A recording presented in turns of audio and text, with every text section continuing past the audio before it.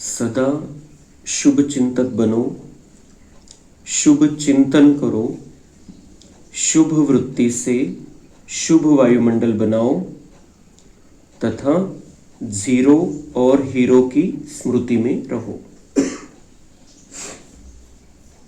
आज बाप दादा चारों ओर के अपने सेवा के साथी बच्चों से मिलने आए हैं। आदि सेवा के साथी और साथ में और भी सेवा के साथी बन बहुत अच्छी सेवा की वृद्धि कर रहे हैं।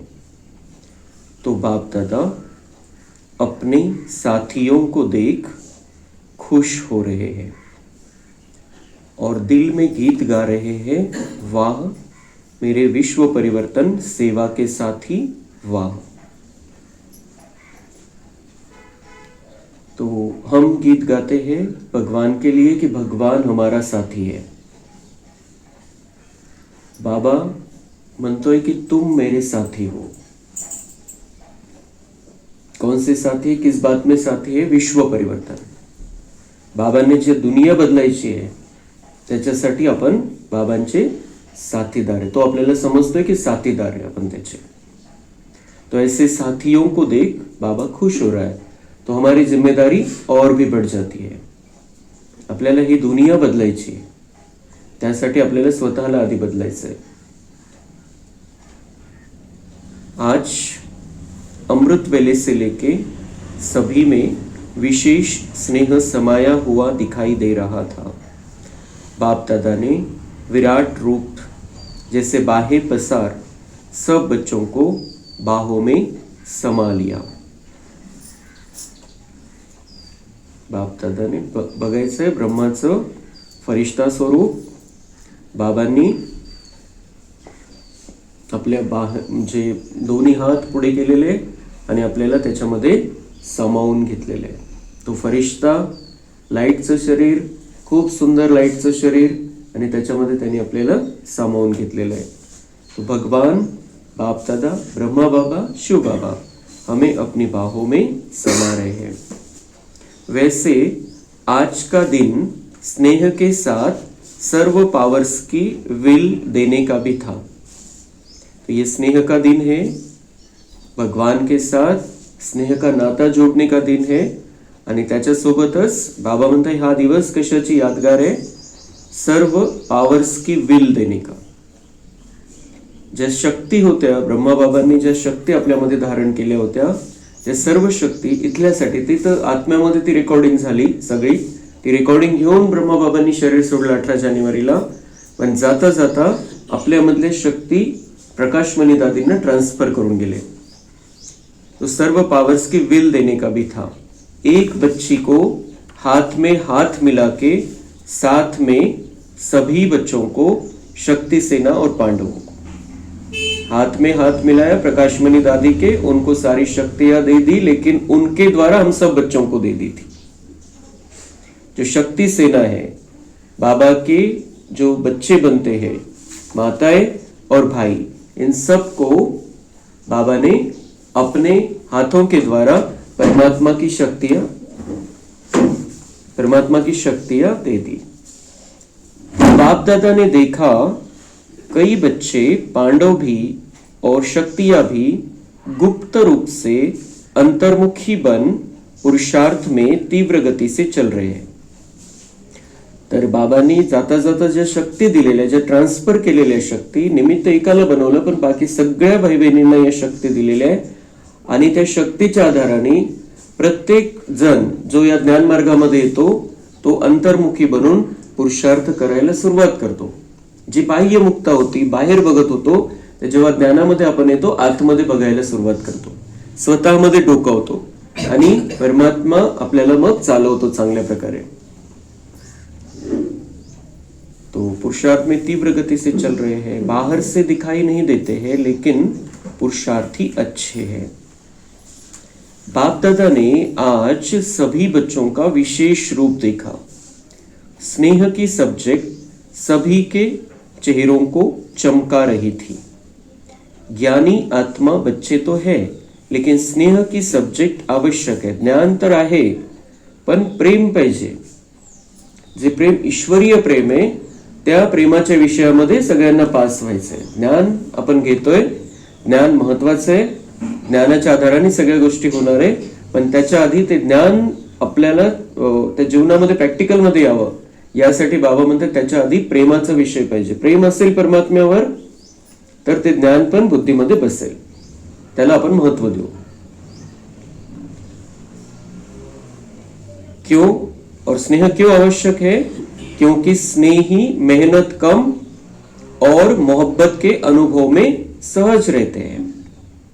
स्नेह असेल कोणाविषयी प्रेम असेल तर त्यांनी जे सांगितलेले ते करताना मेहनत नाही वाटत. ज्याच्यावरती प्रेम है, मेहनत समाप्त हो जाती है जब मोहब्बत होती है. तो हमारा प्यार, हमारा स्नेह डायरेक्ट भगवान से है. तो वो जो कहता है वो करने में हमें मेहनत नहीं लगनी चाहिए, और मेहनत लगे नहीं इसलिए उससे प्यार बढ़ाना है. निराकार के साथ हमें रिश्ता मजबूत करना है. तो स्नेह से मेहनत कम और मोहब्बत के अनुभव में सहज रहते हैं. स्नेह की शक्ति कैसी भी पहाड़ जैसी समस्या हो, पहाड़ को भी रुई बना देती है. जर प्रेमाची ताकद, ईश्वरीय प्रेमाची ताकद जर आपल्यामध्ये आली तर डोंगरा एवढी समस्या असू द्या, डोंगरा एवढा प्रॉब्लेम असू द्या, पण तो कसा बनून जाईल?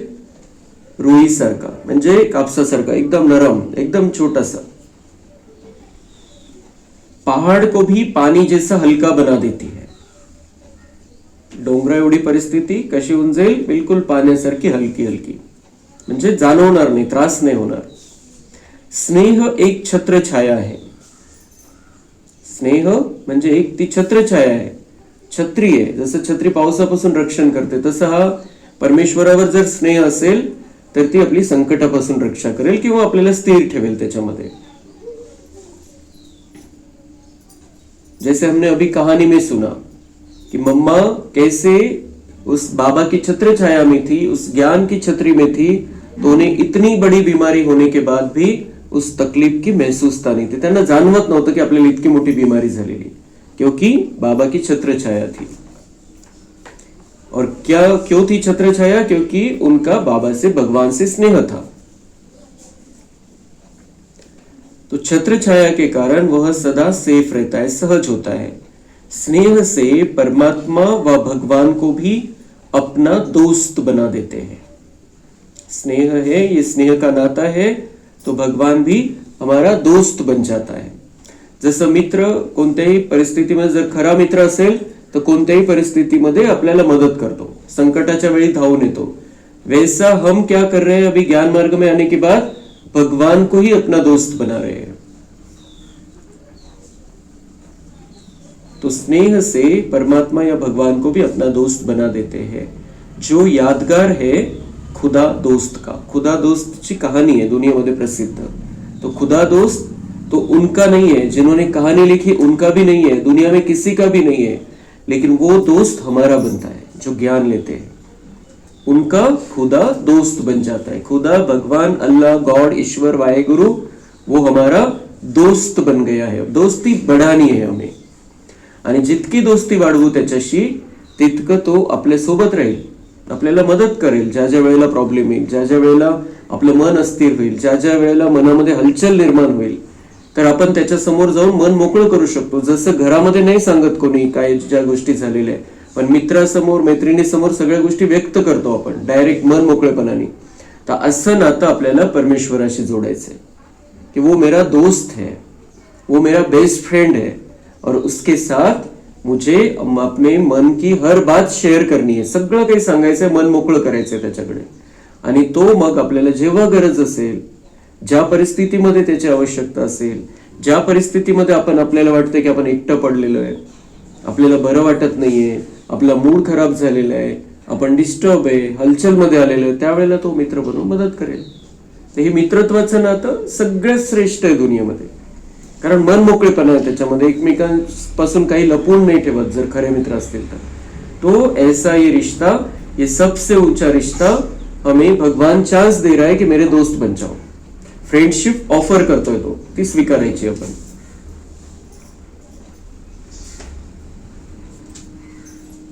तो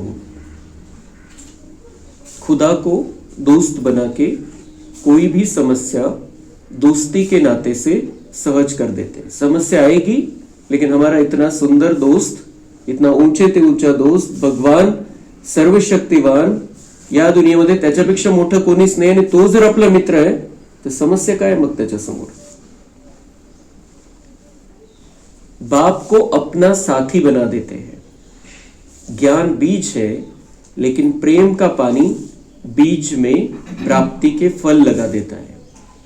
ज्ञान हे बीज आहे, पण फळ केव्हा येईल, जेव्हा त्याला पाणी टाकलं जाईल, सगळं काही त्याची देखरेख केली जाईल, तेव्हा त्या झाडापासून फळ निर्माण होतं. बीजापासून झाडाची निर्मिती सुरुवात झाली, पण फळ केव्हा येतं, जेव्हा त्याचं संगोपन केलं जातं व्यवस्थित.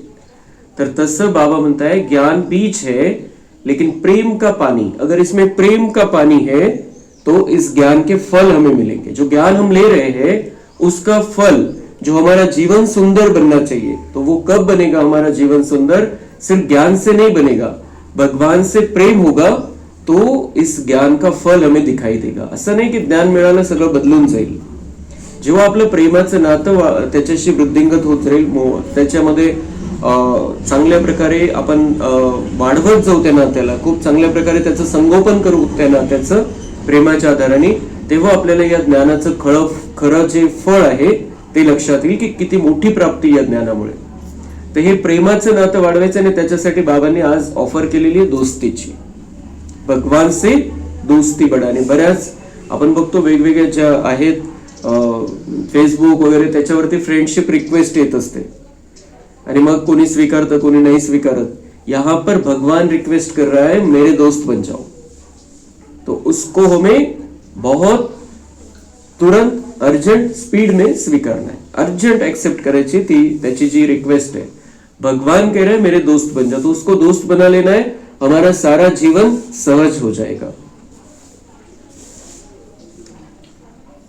तो ऐसे बाप के स्नेही बच्चे बाप को याद करना मेहनत नहीं समझते हैं, लेकिन भूलना मुश्किल समझते हैं.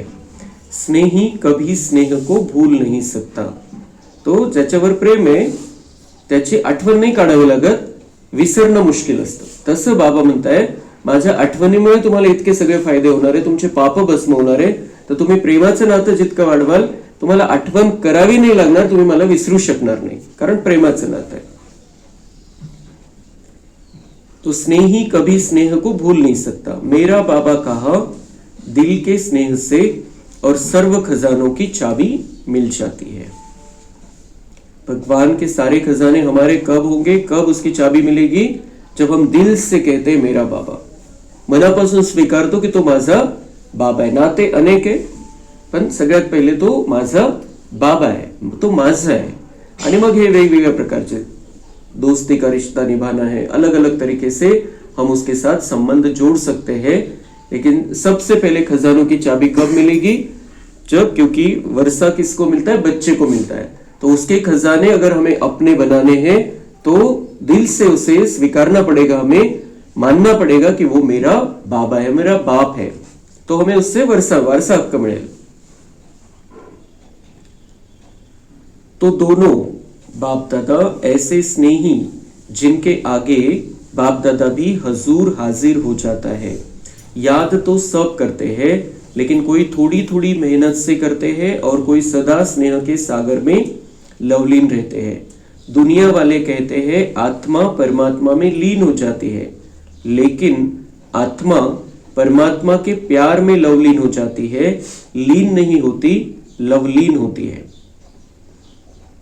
काय करतात दुनियेमध्ये की आपल्याला तर हे जन्म मृत्यूच्या चक्रामध्ये यायचं नाहीये, परमात्म्यामध्ये लीन होऊन जायचंय, म्हणजे त्याच्यामध्ये सामावून जायचंय, संपून टाकायचं स्वतःला, परमात्म्यामध्ये लीन व्हायचंय. तर बाबा म्हणते ऐसे होता नहीं है कभी भी. आत्मा अजर अमर अविनाशी, इसलिए आत्मा कभी भी खत्म नहीं होती है.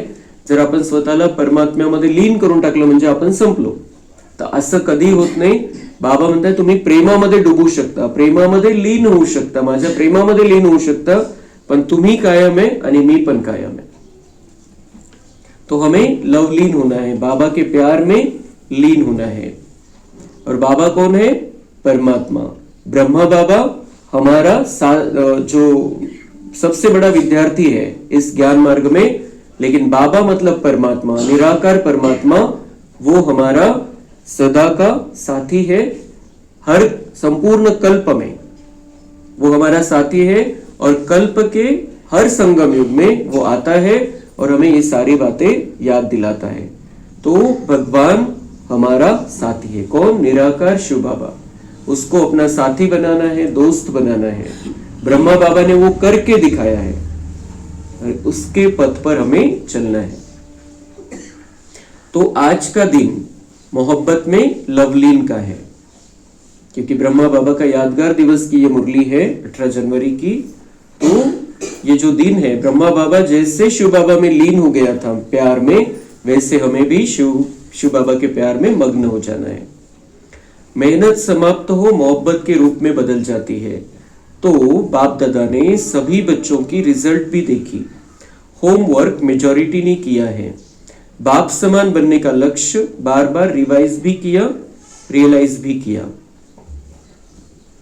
तो हमें कैसा बनना है? हमें भी बाबा जैसा बन जाना है। तो भगवान, जो दुनिया वाले कहते हैं कि वो बहुत बड़ा है, हम उसके चरणों की धूल है, लेकिन बाबा इसलिए आया है कि हम उसके जैसे बन जाए। हमें वो उसके जैसा बनाना चाहता है।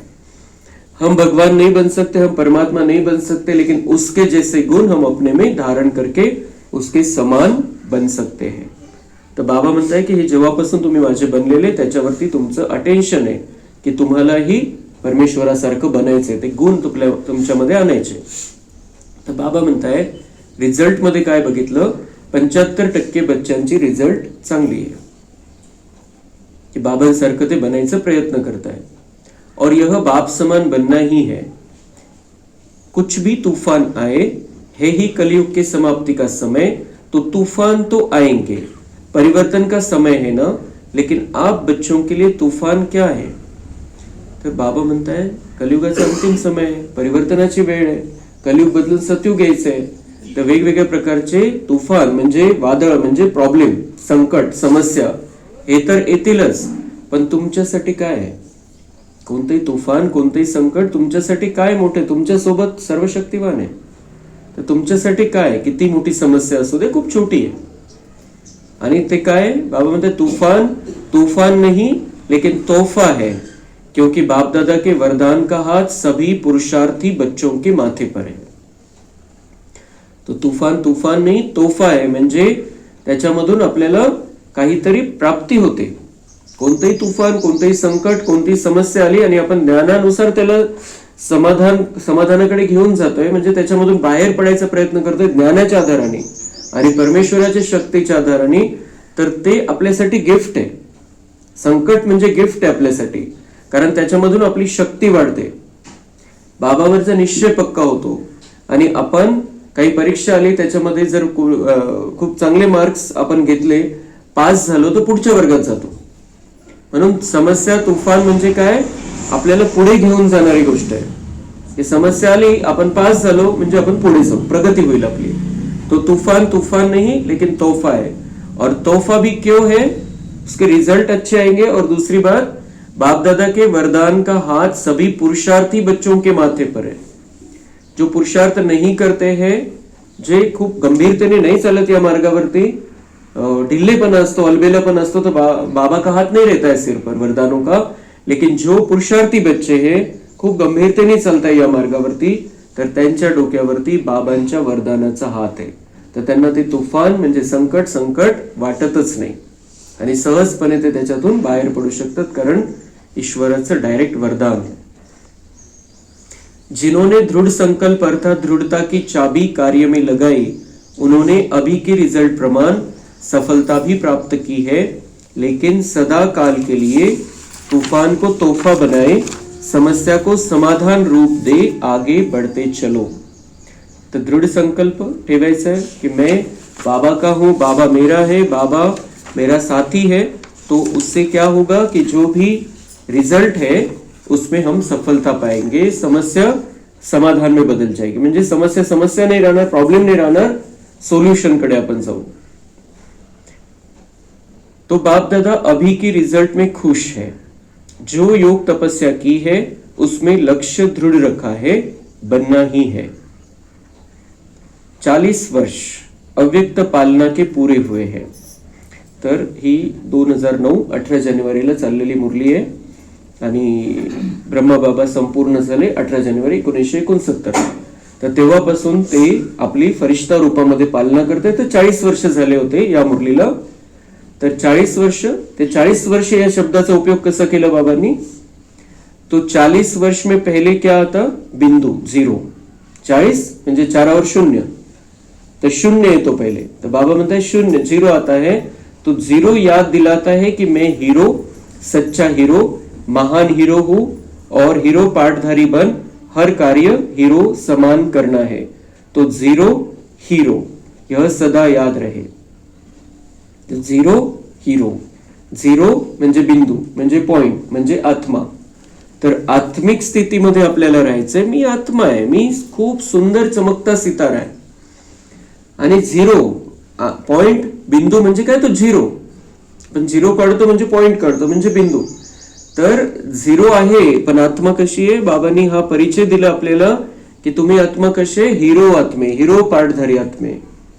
हा जो ड्रामा आहे, हे जे नाटक बनलेलं आहे 5000 वर्षाचं, या 5000 वर्षामध्ये जे या ज्ञान मार्गामध्ये येतात त्यांचा खूप महत्वाचा पार्ट आहे, मुख्य पार्ट आहे. दुनियेमध्ये जे ज्ञानामध्ये नाहीये त्यांचा नाहीये पार्ट. त्या आज असतील पद पोझिशन वरती, पैशावाले असतील आज, पण या संपूर्ण 5000 वर्षाच्या नाटकामध्ये जे हे ईश्वराचं डायरेक्ट ज्ञान प्राप्त करणारे आत्मे, त्यांचा खूप मोठा पार्ट आहे. सुरुवातीपासून सतयुगामध्ये, त्रेतायुगामध्ये, द्वापरमध्ये, कलियुगामध्ये आपला खूप मोठा पार्ट आहे. खूप मोठं कार्य आपण केलेलं आहे. तो सबसे बड़ा पार्ट हमने बजाया है संगम युग पर. जे आपण संगम युगामध्ये आता येऊन पोहोचलेले, दुनियावाले कलियुगामध्ये आणि जे ज्ञानामध्ये आले ते आता संगम युगावरती येऊन पोहोचलेले. संगम झालेला आहे आपला ईश्वराशी.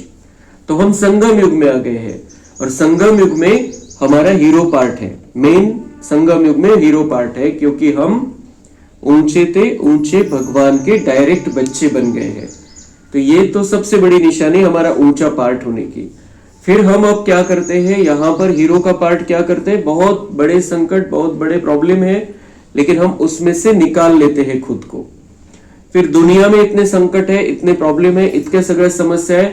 आपला पार्ट काय, त्या समस्यामध्ये सकाश देणं, शांती देणं, शक्ती देणं.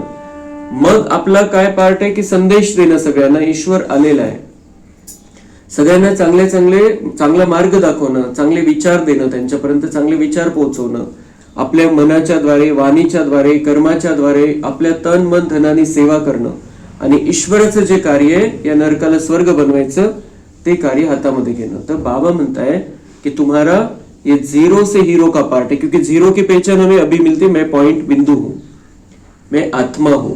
तर ही ओळख आपली स्वतःची मिळाली, आपला इतिहास भूगोल आदीमध्ये अंत आपल्याला समजला, तर तेव्हा आपला पार्ट आपण बुद्धीमध्ये फिक्स करायचा आहे की माझा हिरो पार्ट आहे. जसं पिक्चर मध्ये हिरोचा रोल असतो, कोणताही प्रॉब्लेम, कोणताही संकट असेल, हिरोसाठी काहीच नाहीये ते. तर तसं या आपल्यावरती संकट आहे किंवा संपूर्ण विश्वावरती संकट आहे, त्याच्यामध्ये आपला पार्ट हिरोचा आहे. आपल्यासाठी ते संकट काहीच नाही, आपण त्याला दूर करू शकतो. जसं हिरो दूर करून टाकतो त्या संकटाला, तसं आपला पार्ट आहे की या दुनियावरच्या संकटाला आपल्याला दूर करायचं आहे. तर म्हणून बाबा म्हणतात 0 और हीरो ये बुद्धि में रखो. मैं आत्मा हूं और हीरो पार्टधारी. 0 हूं लेकिन हीरो हूं. तो हर कार्य हीरो समान करना है. जैसे हीरो का रोल होता है वैसा हर कार्य में समझना है मेरा हीरो का रोल है, विलन नाही किंवा एक साधारण सहकलाकार नाही, मुख्य कलाकार आहे मी या ड्राम्यामध्ये, आणि तसा पार्ट बजवायचा आहे. आपल्याला छोटं नाही समजायचं आहे, परमेश्वराचे बच्चे झालेलो आहे आपण आता. तो हमारा जो जीवन में जो हम कर्म करते हैं उसमें वो दिखाई देना चाहिए. तो 0 हीरो यह सदा याद रहे. और बाकी जो 4 है, त्या 40 मधला 0 झाला, आता 4 शिल्लक राहिले, 4 वर 0, तो 4 शिल्लक राहिले. तो 4 में क्या करना है, उसमें 4 बातें नेचुरल जीवन में करनी है, दृढ़ता पूर्वक करनी है. करेंगे, तैयार है. भगवान पूछ रहा है क्या आप तैयार हो? मैं बताता हूं आप क्या तैयार हो। 4 बातें क्या करनी है जीवन में। कुछ भी पेपर आए, लेकिन 4 बातें अपने जीवन में करनी ही है। किती परीक्षा येऊ द्या, या 4 गोष्टीमध्ये पक्क राहायचंय. तो कच्चे को माया खा जाती है, इसलिए पक्का रहना. कच्चं नहीं. बाबा म्हणतात अगर कच्चे रहोगे तो माया खा जाएगी. माया क्या है? अपने अंदर की कमजोरी. तर आपल्याला त्या स्थितीमध्ये राहू देणार नाही ते. इसलिए बाबा म्हणतात दृढ संकल्प करो, निश्चय करा की पक्का राहायचंय मला याच्यामध्ये. आपण पक्के राहू तर मग आपल्यातली कमजोरी काहीच नाही, ती छोटी होऊन जाईल, समाप्त होऊन जाईल. तो क्या करना है? 4 बातें. एक बात, सदा शुभ चिंतन. कोई की कमजोरी देख व सुन, रहमदिल बन, शुभ चिंतक बन, उनको सहयोग देना ही है. तो सदा शुभ चिंतक, की सगळ्यांविषयी शुभचिंतक बनायचंय. सगळ्यांचं भलं व्हावं हीच भावना पाहिजे आपल्यामध्ये. कोणामध्ये कमजोरी असेल म्हणजे विकार आहे, तो काम क्रोध लोभ मोह अहंकार आहे त्याच्यामध्ये, तर आपण हा असाच आहे तसाच आहे, हा खराब आहे हा वाईट आहे, ही भावना नाही आणायची मनामध्ये. काय करायचं? त्यांच्याविषयी शुभचिंतक बनायचं. कोई की कमजोरी देख या सुन, रहमदिल बन, शुभचिंतक बन, उनको सहयोग देना ही है. शुभचिंतक बनून त्यांना सहयोग द्यायचंय. का बरं? त्यांच्यामध्ये काम क्रोध लोभ मोह अहंकार आहे, कारण ते कमजोर आहे. त्यांना आपल्या सपोर्टची गरज आहे, सहयोगाची गरज आहे. तर ते सहयोग केव्हा करू शकू आपण? जेव्हा रहेम येईल मनामध्ये, दया येईल की बिचारे कमजोर आहे. आता माझं तर डायरेक्ट परमेश्वराशी कनेक्शन आहे. आता मी त्याला हे शांती सुख प्रेम देऊन त्याच्यातली कमजोरी दूर करू शकतो. तो सदा शुभ चिंतक बनकर रहना है. हर एक के लिए शुभ चिंतक बनना है. त्यांचं भलं व्हावं आणि त्यांना मग आपल्याला जे देता येईल बाबांकडून घेऊन ते द्यायचंय, सुख शांती.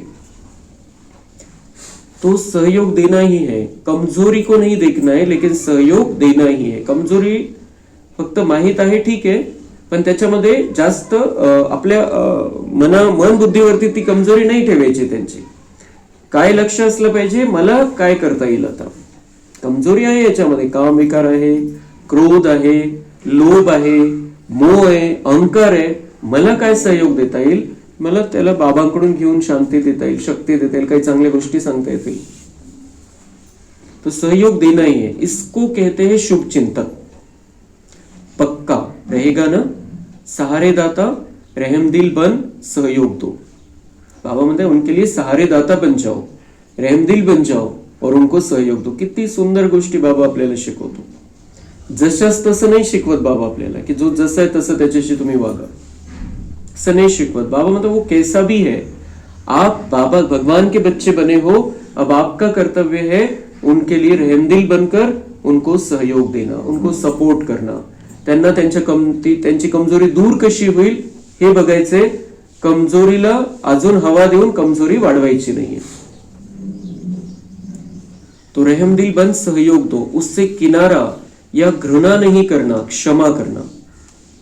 माफ करून टाका. बाबा म्हणते काही चुकत असेल माफ करून टाका.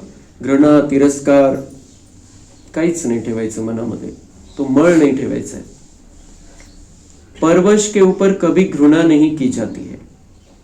परवश आहे बिचारा, त्याला कळत नाही तो काय करतोय, तर घृणा तिरस्कार नसला पाहिजे. कशाच्या परवश आहे? विकारांच्या परवश आहे. कमजोर झालेली ती आत्मा, ताकद नाही आत्म्यामध्ये, कारण स्वतःची ओळख नाही, ईश्वराची ओळख नाही, तर ताकद संपलेली आहे, डिस्चार्ज बॅटरी झालेली आहे. तर आपल्याला त्यांना सहयोग द्यायचा आहे. कमजोरी न बघता सहयोग द्यायचा, घृणा नाही करायची, सहारे दाता बनायचं आहे आणि त्याच्यासाठी मनापासून क्षमा करायची त्यांना. परवश के ऊपर कभी घृणा नहीं की जाती, सहारा दिया जाता है. तो शुभ चिंतक. और दूसरा है शुभ चिंतन. दूसरा है शुभ चिंतन करना है. शुभ चिंतक बनकर दूसरों को सहयोग देना है और दूसरा शुभ चिंतन करना है. आजकल बाप दादा देखते हैं मेजॉरिटी बच्चों में कभी कभी व्यर्थ संकल्प बहुत चलता है. इसमें अपनी जमा हुई शक्तियां व्यर्थ चली जाती है. इसलिए शुभ चिंतन के लिए स्वमान का कोई ना कोई अपना टाइटल मन को होमवर्क दे दो. मन का टाइम टेबल बनाओ. कर्म का तो टाइम टेबल बनाते हो, लेकिन मन का टाइम टेबल बनाओ। अमृत वेले मिलन मनाने के बाद मन को कोई ना कोई स्वमान दे दो, लेकिन जैसे सुनाया है कि 12-13 बारी सभी को टाइम मिलता है, उसमें रियलाइज भी करो, रिवाइज भी करो, तो मन बिजी रहने से व्यर्थ संकल्प में समय नहीं जाएगा, मेहनत नहीं करनी पड़ेगी। हर समय संगम युग जो मौज का युग है उसी मौज में रहेंगे। तो दूसरा सुनाया शुभ चिंतन, शुभ चिंतन करायचं। शुभ चिंतक दुसऱ्यांसाठी, शुभ चिंतन स्वतःसाठी। व्यर्थ चिंतन नाही करायचे, त्याच्याऐवजी बाबा म्हणताय शुभ चिंतन करा। व्यर्थ संकल्प, व्यर्थचे विचार चालतात, विनाकारण चालतात। एक व्यर्थ मनामध्ये आलं की सगळी साखळी तयार होऊन ती साखळी होऊन जाते त्याची। अनेक प्रकारचे संकल्प येत राहतात, एक चुकीचा संकल्प, अनेक प्रकारचे संकल्प त्याच्या मागे मागे यायला लागतात। तो भगवान समझाता है व्यर्थ से अपने आप को मुक्त कर दो, व्यर्थ मध्ये जायचंच नहीं। कौन क्या कर रहा है, कैसे कर रहा है, उसमें जाना ही नहीं है। आगे क्या होगा भगवान ने बता दिया, आगे बहुत अच्छा होने वाला है हमारा, इसलिए आगे क्या होगा भविष्य की चिंता छोड़ देनी है। भूतकाळामध्ये काय झालं, याने असं केलं, त्याने तसं केलं, हा असं करतो, तो तसं करतो, या सगळ्या गोष्टींपासून मुक्त व्हायचे। त्याच्याऐवजी काय करायचंय, बाबा म्हणतात शुभ चिंतन करो। और उसके लिए क्या करो, स्वमान का अभ्यास, कि मैं कौन हूं, मैं भगवान का बच्चा हूं, मैं सतयुग की आत्मा हूं, मैं महान आत्मा हूं, मैं विश्व कल्याणकारी आत्मा। आता माझा पार्ट खूप मोठा आहे, मी 0 पासून हिरो बनणारी आत्मा आहे, खूप मोठा पार्ट आहे। तर वेगवेगळ्या प्रकारचे स्वमान घ्यायचे। आणि बाबा म्हणतात तुम्हाला थोडा थोडा वेळ मिळतो, दर तासाला 1-2 मिनिट काढून तुम्ही हा अभ्यास करायचा आहे की मी कोण आहे, मी आत्मा, चमकता सितारा, मग मी महान आत्मा आहे। आता मेरे साथ में कौन है, सर्वशक्तिवान मेरा साथी है, भगवान मेरा साथी बना है, खुदा दोस्त है मेरा। तर हे असे वेगवेगळ्या प्रकारचं चिंतन ज्याला जसं शक्य होईल त्याप्रमाणे, काही कारण याला कुठल्याही प्रकारचं बंधन नाहीये, मशीन नाही। जसं आपण काल ऐकलं, उषा दीदींनी दिलं ते उदाहरण कि वो कोई रटा रटाया कोई मंत्र दे देता है, उस आधार से भगवान को याद नहीं करना है। ते जे काही आपण राजयोग करतो किंवा स्वतःसाठी आपण स्वतःलाही संकल्प देतो, त्याचं कुठलंही फिक्स याच्यामध्ये काहीही नाहीये। परमेश्वराने कोणतंही फिक्स नाही करून सांगितलं की तुम्ही असंच करा, तसंच करा। विविधता, रोज नवीन काहीतरी करत राहायचं आपण। त्याच्यामध्ये आपल्यालाही मजा येईल, पुरुषार्थामध्ये वृद्धी होईल, बाबांशी कनेक्शन पण चांगलं होत राहील आणि आपले मागचे पाप कर्म भस्म होऊन आपण देवी देवता बनण्याच्या मार्गामध्ये खूप चांगल्या प्रकारे प्रगति करू शकू। तो इसलिए अलग अलग तरीके से अपने मन को बिजी रखना है। तो अगर मन को बिजी रखेंगे, व्यर्थ चलेगा नहीं, तो बाबा म्हणते ये संगम युग आनंदाचं युग आहे, तुम्ही आनंदी राहायचंय, मौज में रहना है। तो चेक करो और चेंज करो। कोणत्या प्रकारचं व्यर्थ चालतं आपल्या मनामध्ये, चेक करून त्याला बदलायचे। चेक करो और चेंज करो, चेंज करून टाकायचं त्याला। चांगले चांगले विचार करायचे। तर हे चांगले चांगले विचार कसे करायचे, आज सकाळी मुरली ऐकली आपण, त्याच्यामधले काही काही पॉइंट आपण पकडून बुद्धीमध्ये ठेवायचे। ज्यांना लिहिता येतं त्यांनी लिहून घ्यायचे आणि दिवसभरामध्ये ते जरी वाचले, बघितले, तरी आपलं जे व्यर्थ चालतं मनामध्ये ते समाप्त होऊन जाईल। तिसरा आहे शुभ वृत्ती। सगळ्यांसाठी शुभ वृत्ती ठेवायची। शुभ आपलं जे व्हायब्रेशन आहे ते शुभ निघाले पाहिजे, सगळ्यांच्या भल्याचेच व्हायब्रेशन आपल्यामधून निघाले पाहिजे। अशुभ वृत्ती वायुमंडल भी अशुद्ध फैलाती है, इसलिए शुभ वृत्ती। वातावरणाला पण कसं करायचंय, शुभ बनवायचंय। तर त्यासाठी आपले व्हायब्रेशन शुभ असले पाहिजे, नाही तर अशुभ काही ना काही चाललेलं असेल कोणाविषयी काही, तर ते वातावरण पण अशुद्ध होत राहील, अशुभ होत राहील। और चौथा है, हर एक को यह जिम्मेदारी लेनी है कि मुझे, मेरा काम है खास, दूसरे को नहीं देखना है, मेरा काम है शुभ वायुमंडल बनाना। जैसे कभी भी वायुमंडल में बदबू होती है तो क्या करते हो, खुशबू फैलाते हो ना, बदबू सहन नहीं होती, कोई ना कोई खुशबू का साधन अपनाते हो। ऐसे साधारण वायुमंडल व अशुभ वायुमंडल बदलना ही है, चाहे छोटा है चाहे नया है, लेकिन सबकी जिम्मेवारी है।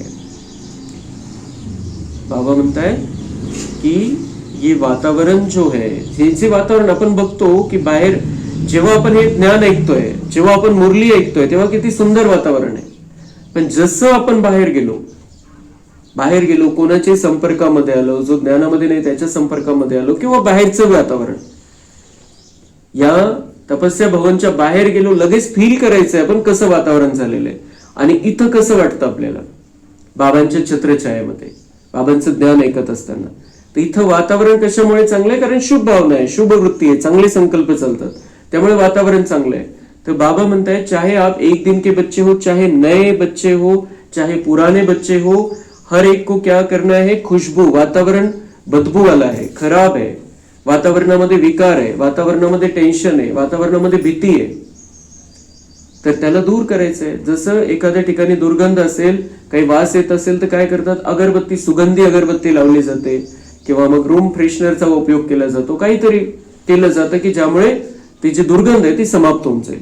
तर तसं बाबा म्हणताय की तुम्हाला काय करायचंय की वायुमंडल खराब आहे, बाहेर वातावरण चांगलं नाहीये, पण तुम्ही प्रत्येकाने ही जिम्मेदारी घ्यायची आहे की मला आता शुभ व्हायब्रेशन माझ्यामधून पसरवायचे.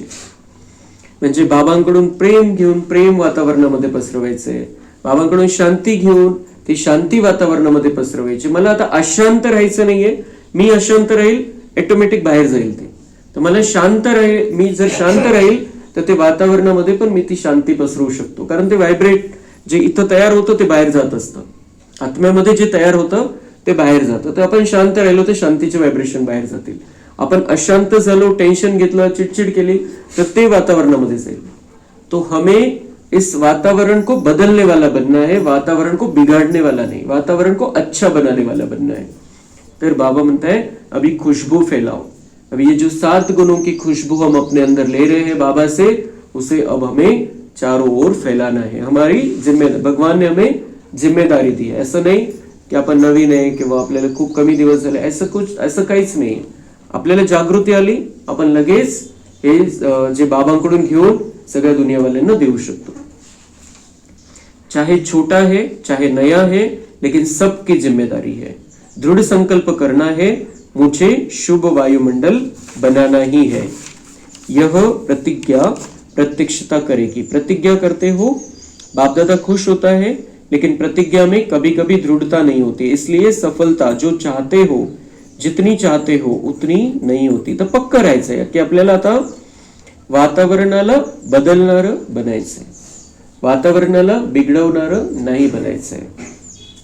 तर एका ठिकाणी एक कहाणी सांगितली जाते याच्या बाबतीत की एका ठिकाणी आग लागलेली होती, खूप मोठी आग लागलेली होती जंगलामध्ये. आणि एक चिमणी काय करायची की त्या पाणी घ्यायचे आणि ते पाणी थेंबा थेंबाने तिथे टाकायची. त्या आग जिथे लागलेली आहे त्या ठिकाणी थोडं थोडं पाणी टाकायचे, त्याच्यावरती थोडं थोडं पाणी आणून पाणी तिथे टाकायची. तर तिला विचारलं की तुझ्या या इतके पाणी टाकल्याने काय होणार आहे, ती आग विझणार थोडीच आहे. पण तिचं उत्तर काय की मी माझ्या जरी याच्याने आग विझणार नाहीये, पण माझं नाव आग लावणाऱ्यामध्ये नाही येणार, आग विझवणाऱ्यामध्ये नाव येईल. तो इस तरीके से हमें भी ऐसा नहीं समझना है कि हम तो बहुत छोटे हैं, क्या कर सकते हैं. पण आपण या विश्वाच्या वातावरणाला बिघडवणारे नाही, या वातावरणाला आपण चांगलं बनवणाऱ्यामध्ये आपली लिस्ट येईल. परमेश्वराकडे ती लिस्ट असते आणि त्या लिस्टमध्ये आपलं नाव येईल. बिघडवणारे नाही, सुधरवणाऱ्यामध्ये नाव येईल. इसलिए चाहे छोटे हैं, चाहे बड़े हैं, चाहे नए हैं, चाहे पुराने हैं, इस सब की जिम्मेदारी है कि इस वातावरण को हमें अच्छा बनाना है, अच्छा रखना है. तो हमारे घर का वातावरण भी अच्छा बनाना है, गांव का वातावरण भी अच्छा बनाना है. बहुत बड़ी जिम्मेदारी है. और ये इस काम के लिए बाबा बहुत थोड़े बच्चों को सिलेक्ट करता है. अपन एक लाख 1 करोड इतकं आहे, आपल्यामध्ये एवढी क्षमता आहे.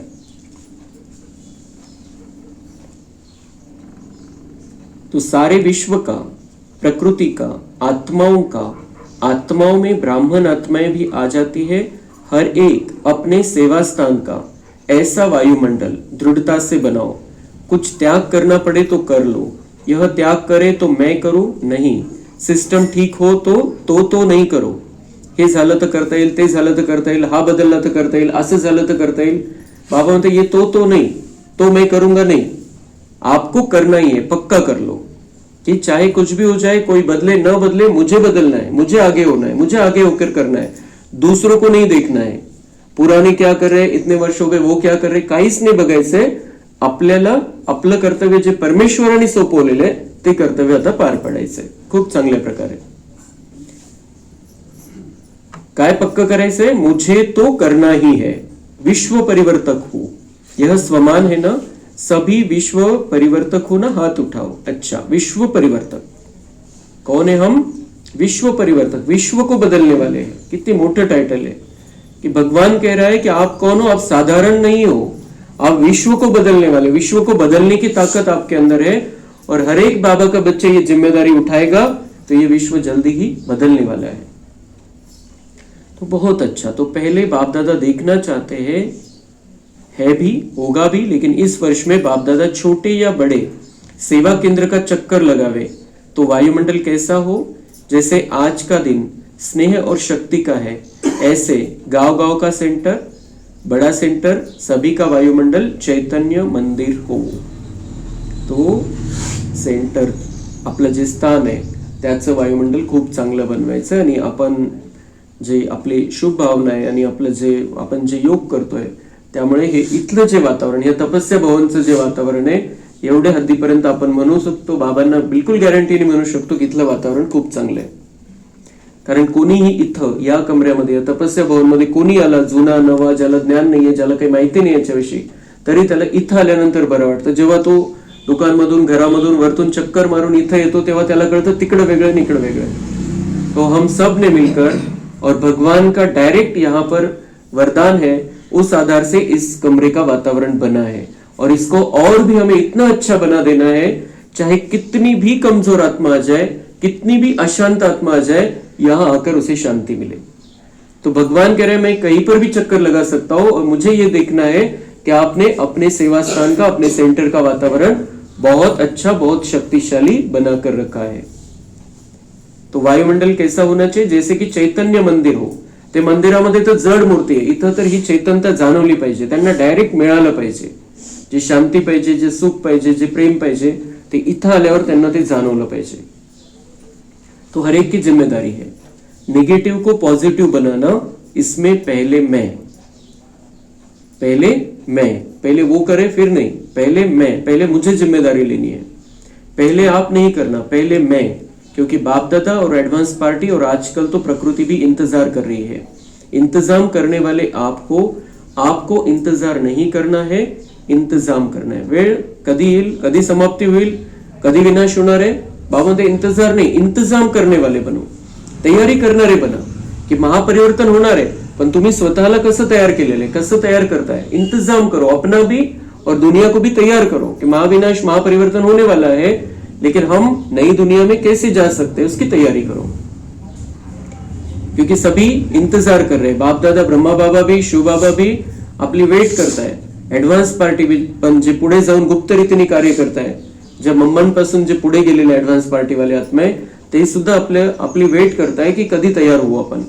आणि प्रकृती, निसर्गाच्या 5 तत्वांना विनाश घडवून आणायचंय, महापरिवर्तन करायचंय या दुनियेमध्ये, तर ते सुद्धा वाट बघताय आपल्या तयार होण्याची. तर त्यांनी थोडं झलक दाखवायला सुरुवात केलेली आहे, पण आता मोठ्या रूपामध्ये होणार आहे. पण त्याच्या आधी आपल्याला तयार व्हायचंय, दैव्य गुणांची धारणा करायची. आज चारों ओर भय फैला हुआ है, सबके दिल में एक ही संकल्प है, मेजॉरिटी दुनिया वालों के, कल क्या होगा.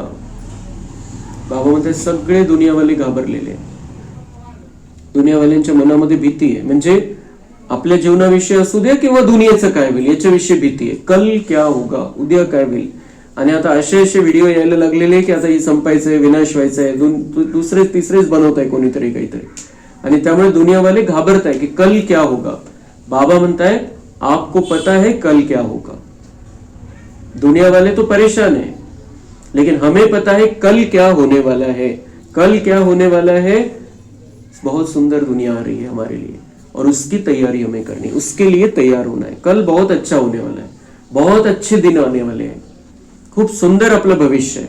तर तयारी करायची त्याची. कल क्या होगा ये हमें पता है. दुनिया वाले इसी प्रश्न में परेशान है, इसी प्रश्न में उलझ गए हैं. आणि आपले उलझन, आपलं जे कन्फ्युजन आहे ते सगळं बाबांनी आपल्या ज्ञानाच्या द्वारे दूर केलेलं आहे की आता सतयुग यायचंय. थोडे वर्ष, 12 वर्ष राहिलेले.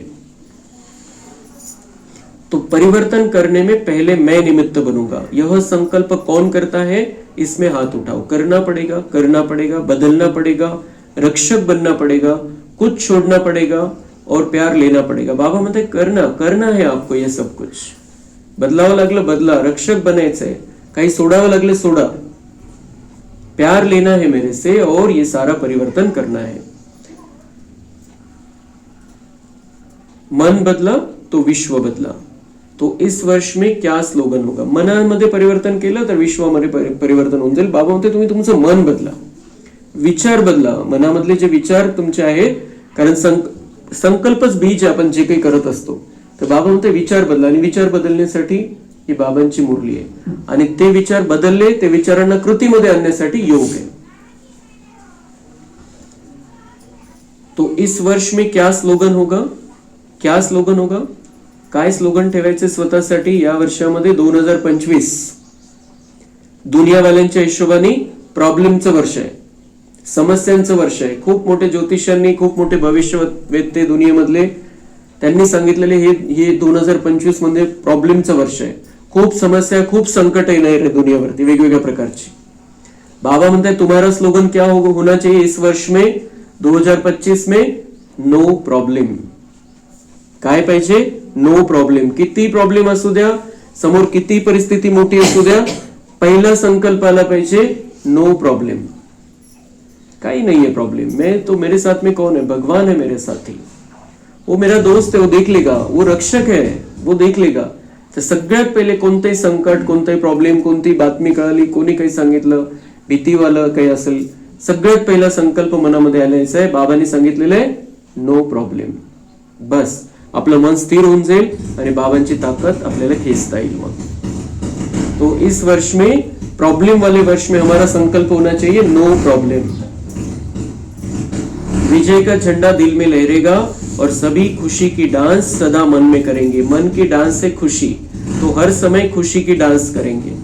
तो प्रॉब्लम ने म्हटल्यावर मन आनंदात राहील. खुशी की डांस मन की. और दाता के बच्चे हो तो जो भी आवे हर एक को कोई ना कोई गुण की गिफ्ट दो. तो एक सेकंड में वह दृढ़ संकल्प, दाता का संकल्प लिफ्ट बन जाएगा. और सेकंड में परमधाम, सूक्ष्म वतन, स्थूल मधुबन, साकार वतन, जहां चाहेंगे वहां बिना मेहनत के सेकंड में पहुंच जाएंगे. कोई भी सामने आए उसको खाली हाथ नहीं भेजना. कोई ना कोई गुण की, चेहरे से, चलन से, मुख से गुण की सौगात के बिना नहीं मिलना. कोणालाही भेटताय, काही ना काही द्या तुम्ही त्यांना. काय द्या? गुणांची, आपल्या चेहऱ्याच्या द्वारे, चालचलनद्वारे खूप आनंद, शांती, प्रेम, जे काही देता येईल, ज्या या गोष्टी आहे ज्या कोणीच देऊ शकत नाही. दुनियेमध्ये वस्तू देतात गिफ्ट म्हणून, कपडे देतात, पैसे देतात. बाबा म्हणते तुमच्याकडे कोणी आलं तर तुम्ही त्याला या गुणांची गिफ्ट द्या. सुख, शांती, ते स्थूल जे करायचे त्या गोष्टी वेगळ्या आहे, पण मेन तसा खाली हात कोणीच नाही गेला पाहिजे. त्याला तुम्ही शांती द्या, सुख द्या, प्रेम, जे देता येईल, या ज्या गोष्टी दुनियावाले नाही देऊ शकत ते तुम्ही द्या. आणि मग तुमचं मन जेव्हा असं तयार होईल तेव्हा स्वच्छ राहील, मन श्रेष्ठ राहील, शक्तिशाली स्थिती राहील. तर तुम्हाला जेव्हा जसं वाटलं मनाने तुम्ही परमधाम मध्ये पोहोचू शकता. मनाने तुम्ही बापदादापर्यंत, सूक्ष्म वतनमध्ये, फरिश्त्यांच्या दुनियेमध्ये पोहोचू शकता. मनाने तुम्ही मधुबन मध्ये पोहोचू शकता. कुठेही जिथं वाटेल तुम्हाला तिथं तुमची मन बुद्धी घेऊन जाईल. कारण तुमचं मन कसं झालेलं आहे? स्वच्छ झालेलं आहे, देणारं झालेलं आहे. तुम्ही देताय सगळ्यांना, घ्यायचं नाहीये कोणाकडून, देताय, देणारं मन झालेलं आहे. तुम्ही देवता बनलेले आहे. तर तुमच्यासाठी या दुनियेमधला कोणताही कोण असा नाही की जिथं तुम्ही मन बुद्धीने पोहोचू शकत नाही.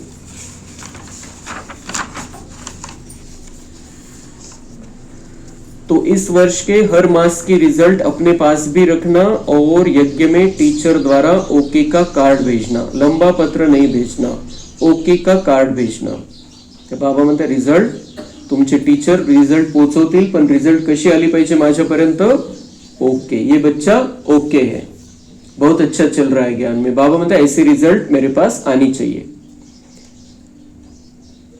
कार्ड भी लंबा नहीं भेजना, जो दुनिया में कार्ड चलता है वह नहीं. टीचर द्वारा जो वरदान का कार्ड मिलता है वह भेजना. जसं वरदानचं कार्ड आपल्याला भेटलं छोटंसं, बाबा म्हणते इतने छोटे से इसमें सिर्फ ओके कहकर, ओके लिखकर भेजो मेरे पास.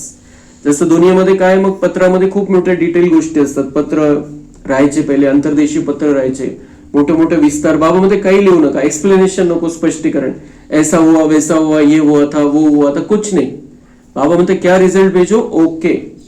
आपने जो कहा उसमें मैं ओके हूं, बस बाबा म्हणते इतना ही भेजो, छोटे से कार्ड में ओके लिखकर भेजो मेरे पास, म्हणजे आपली रिजल्ट तशी पाहिजे. भेजना है मतलब अपनी रिजल्ट वैसी होनी चाहिए. तो गुणों की सौगात, शक्तियों की सौगात कितनी है, लिस्ट गिनती करो तो कितनी बड़ी लिस्ट है, और जितना देंगे उतनी कम नहीं होगी, बढ़ती जाएगी. जैसे कहते हैं ना छू मंत्र, तो यह शिव मंत्र, कभी कोई गुण आपसे कम नहीं होगा और ही बढ़ेगा, क्योंकि कहावत है दे दान छूटे ग्रहण.